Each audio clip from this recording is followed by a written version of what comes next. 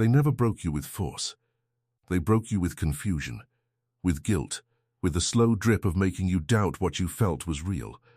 And the most terrifying part, you let them. Because no one ever told you that emotional intelligence is not just self-awareness. It is armor. It is a fortress. It is the one thing that makes you completely impossible to conquer. Stay with me, because what I'm about to share will permanently change how you see every relationship, every power dynamic, every attempt someone has ever made to get inside your head. Most people walk through life with their emotional wiring completely exposed, like a city with no walls, no gates, no guards. And the wolves of this world, the manipulators, the narcissists, the control artists, they can smell that openness from miles away. They don't target the strong or the loud. They target the ones who feel deeply but don't yet understand what their feelings are telling them. But here's the thing Machiavelli understood. The thing that most modern self-help books will never tell you. Because it's too dark, too honest, too real. The most ungovernable human being on earth is not the one with the sharpest tongue or the biggest ego. It is the one who knows exactly what they feel, exactly why they feel it, and refuses, with cold precision, to be moved by anyone who hasn't earned that right. That person cannot be manipulated. They cannot be guilt-tripped. They cannot be gaslit. They are a closed system. And closed systems terrify people who survive by exploiting open ones. This is the psychology of the emotionally intelligent mind, and why the controllers of this world fear it more than anything else. Let's begin. Machiavelli wrote that the wise man must be a fox to recognize traps and a lion to frighten the wolves. But what he never explicitly said, what he buried between the lines of The Prince, is that the most dangerous individual in any room is the one who sees the trap before it's set, feels the manipulation before it lands, and simply, quietly, chooses not to react. That is emotional intelligence in its most lethal form. Think about every attempt someone has ever made to control you. What was the mechanism? Almost always, it was emotion. Guilt, fear, shame, obligation, love, inadequacy. These are the levers that manipulators pull. They don't control your body, they control your feelings, and through your feelings, they control your choices. Now consider what happens when those levers stop working, when someone tries to make you feel guilty and you simply observe the guilt without drowning in it. When someone tries to shame you and you recognize the shame as a projection rather than a truth. When someone weaponizes your love and you love them anyway, but refuse to be destroyed by that love. The entire game collapses. There is nothing left to pull. The manipulator is standing in front of a locked vault with nothing but a key made of air. Psychologists call this process emotional regulation. But I want you to think of it as something older, something more powerful. It is the difference between being the river and being the rock. The river bends around every obstacle, shaped by the world it moves through. The rock simply is, unmoved, undivided. The emotionally intelligent person has become the rock. Why controllers target feeling people? Here's a truth that will feel uncomfortable. The most empathetic people are statistically the most likely to be manipulated, not because empathy is weakness, but because it is a door. And most people who feel deeply have left that door wide open their entire lives. Carl Jung spoke about the shadow, the dark, unintegrated parts of the psyche that we refuse to see in ourselves. Manipulators are masters of exploiting other people's shadows. They find the wound you've never healed, the fear you've never named, the need you've never admitted, and they build their entire strategy around it. The man who has never processed his need for approval can be controlled endlessly with praise and withdrawal. The woman who has never confronted her fear of abandonment will tolerate almost anything to avoid being left. The person who has never examined their guilt will carry the guilt of others forever, and the controllers know this. But emotional intelligence dismantles this entirely, because the first and most devastating move of emotional intelligence is self-knowledge. Not the comfortable kind, the surgical kind. The kind where you sit alone in silence and ask yourself, what am I actually afraid of? What need is so unmet that I would betray my own values to fill it? Where am I still bleeding? That level of self-inquiry is what Socrates was pointing at when he said, the unexamined life is not worth living. He wasn't speaking philosophically, he was speaking strategically. Because the person who has examined themselves cannot be shown a version of themselves they don't already know. And you cannot manipulate what you cannot surprise.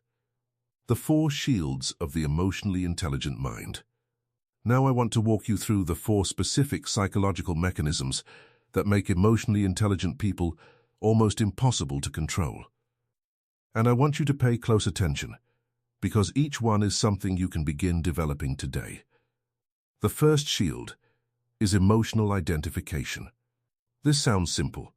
It is not. Most people live in a fog of feeling. They know something is wrong. They feel uneasy, anxious, heavy, but they cannot name it with precision. And unnamed emotions have enormous power over us. They move beneath the surface and drive our decisions without our awareness. The emotionally intelligent person can stop in any moment and say, I am feeling shame right now. Not because I've done something wrong, but because this person is speaking to me in a way designed to activate shame. That naming process is the difference between being consumed by a fire and watching it burn from a distance. The second shield is source awareness.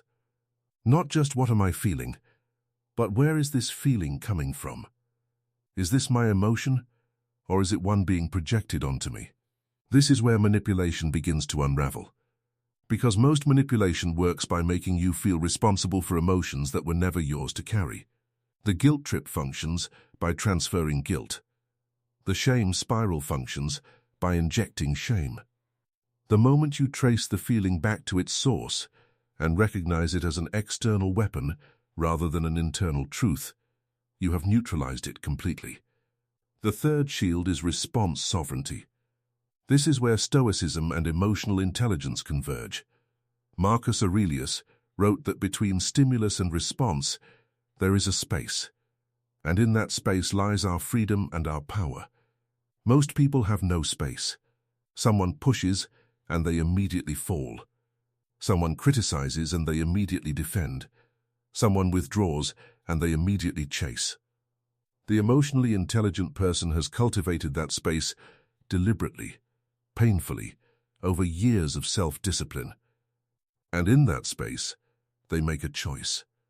Not a reaction, a choice. That difference is everything. The fourth shield is values-anchored decision-making. This is the deepest and most powerful shield of all. Controllers win by making you drift from your own values, slowly through pressure, through guilt, through exhaustion. They pull you millimeter by millimeter away from who you are until you no longer recognize yourself. But the person who is deeply anchored in their own values cannot be drifted. Because every decision, every response, every silence is run through the same internal filter. Does this align with who I am? And when the answer is no, no amount of pressure, no amount of emotional warfare, no amount of manipulation changes the outcome. This is what makes them ungovernable. Not stubbornness, not coldness, but an unshakable relationship with their own truth. Now I want to offer you the reframe that changes everything. Because most people assume that emotional intelligence means being calm, being composed, being unaffected. They think it means building walls. It doesn't. Here is the paradox that almost no one discusses. The emotionally intelligent person feels everything more deeply than ordinary people. They are not less sensitive. They are more sensitive. But they have learned that sensitivity is information, not instruction. This is the twist. The controller assumes that the deeply feeling person is the easiest to break. And in many cases, they're right. But the deeply feeling person who has also done the internal work is not easier to break. They are the hardest. Because they feel the manipulation arriving, They feel the guilt being loaded. They feel the trap being set. And they feel all of this with precision and clarity. And they still choose themselves. That is not hardness. That is mastery. Nietzsche understood this. His concept of the will to power was never about dominating others. It was about mastering yourself so completely that no one else ever could. The Bermensch was not a tyrant. He was a person so fully self-determined that the opinions, judgments, and manipulations of others held absolutely no authority over his soul. That is the emotionally intelligent person at their peak. Not a person without feeling. A person who has befriended every feeling so thoroughly that none of them can be weaponized against them. This last part is the one most people never talk about, because it's the most unsettling, the most counterintuitive, and the most powerful weapon in the emotionally intelligent arsenal. Silence. Not passive silence. Not the silence of someone with nothing to say. The deliberate, conscious, chosen silence of someone who has decided that not every provocation deserves a response. Controllers depend on reaction. Their entire strategy is built on it. They say something cutting, and they need you to flinch. They withdraw affection, and they need you to chase. They create drama, and they need you to get pulled in. The reaction is the fuel. Without it, the engine dies. The emotionally intelligent person has learned to sit in silence like a stone sits in a river. The water moves furiously around it. The stone doesn't move. Studies in behavioral psychology consistently show that the most effective response to manipulation is what researchers call strategic non-engagement. Not dramatic exit, not confrontational exposure, just a calm, deliberate withdrawal of the reaction the manipulator is hunting for. Without the reaction, the behavior extinguishes. Not because you fought it. Because you starved it. But here is what makes this silence so devastating to controllers. It communicates something that no argument, no confrontation, no logical takedown ever could. It communicates that you are not available. Not angry, not hurt, not playing the game. Just, simply, unavailable. And unavailability is the one thing the controller cannot manage, cannot solve, cannot manipulate around. You cannot guilt someone who has no guilt. You cannot shame someone who knows their own worth. You cannot confuse someone who has done the work to understand themselves. And you cannot move someone who has chosen, with full emotional awareness, to remain still. Remember what I told you at the beginning. They never broke you with force. They broke you with confusion, with guilt, with the slow erosion of your sense of self. Now you understand why. And more importantly, now you understand the antidote. Machiavelli spent his life studying power, studying the mechanics of control and domination, studying what made rulers fall and what made them endure. And the lesson buried in all of it, the one that applies not to princes, but to every single person watching this, is that the only truly unbreakable power is self-sovereignty. Knowing your own mind, owning your own emotions, refusing to let another person's strategy become your destiny. You were never meant to be governed by other people's fear of you. You were never meant to shrink yourself to make controllers comfortable. You were never meant to spend your emotional energy managing other people's reactions to your refusal to be controlled. The emotionally intelligent life is not an easy life. It requires you to look at every dark corner of yourself with unflinching honesty. It requires you to feel things fully without letting those feelings write your choices. It requires a kind of inner discipline that most people will never pursue because it is far easier to remain asleep, to remain reactive, to remain in the fog. But you're still here, which means something in you is ready. The wolves of this world are not dangerous because they are powerful. They are dangerous because most people never learn what they are. You have learned. You have seen the mechanism. You have understood the strategy. And the moment you truly understand how control works, you become, quietly and permanently, immune to it.